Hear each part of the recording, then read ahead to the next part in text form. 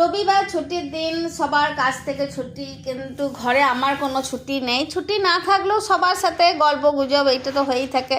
সেই ছুটিতেই ধরো নিজে আনন্দ করছি। এবারে সেই দিনে যে খাওয়া দাওয়ার জোগাড় হবে না সেটা হতে পারে? বাঙালি তো খাওয়া দাওয়া নিয়েই মেতে আছে। যে কোনো ছোটোখাটো উৎসব অনুষ্ঠান থেকে শুরু করে দুর্গা পূজা, বাঙালি নববর্ষ সবেতেই তোমার খাওয়া দাওয়াটাই আমাদের মেন থাকে। ড্রেস, পোশাক আশাক, ঘুরতে যাওয়া এগুলো আছে, কিন্তু এটা অপশনের মধ্যে আমরা রাখতে পারি। হলেও চলবে, না হলেও চলবে, কিন্তু খাওয়াটা না হলে কিন্তু চলবে না। তো আজকে রবিবার, বুঝতে পারছো তো, জলখাবারে তোমার একটু কচুরি, তারপর ভাতেই আবার একটু মাংসর ঝোল পাতলা করে। রোজই খাওয়া হয়, কিন্তু রবিবারের খাওয়াটা মনে হয় একটু অন্য রকমের হয়, যে মাংসের ঝোলটা। সেদিনকে আর মাছ, ডিম বা চিকেন কোনোটাই ভালো লাগে না। তো এই রবিবার সকালটা আমি শুরু করলাম। প্রথমে বিলু ভেবেছিল যে একটু দোকান থেকে মায়ের অসুবিধা হচ্ছে রান্না করতে, তো কচুরি নিয়ে চলে আসবো।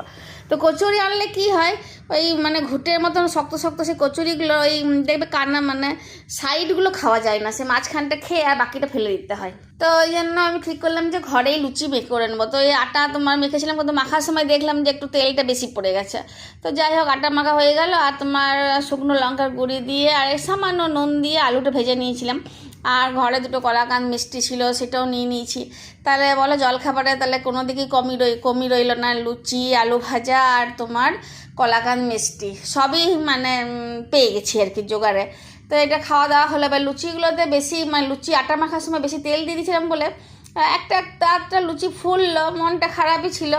কিন্তু যেগুলো ফুললো না সেগুলোকে দেখেও খুব মনে কষ্ট হচ্ছিলো, কিন্তু তাও খেতে কিন্তু খুব অপূর্ব হয়েছে। বেশি ময়েন্ট পড়ে যাওয়াতে না লুচিগুলো সেই নিমকির মতন খেতে হয়ে গেছিলো। তো এটা তো খাওয়া হয়ে গেল। এবারে দুপুরে রান্না শুরু করলাম। খাসির মাংসের তোমার পাতলা পাতলা ঝোল। দেখতেই পাচ্ছ, প্রথমে আমি কী করেছিলাম, আজকে মাংসটা সেদ্ধ করে নিয়েছিলাম নুন দিয়ে।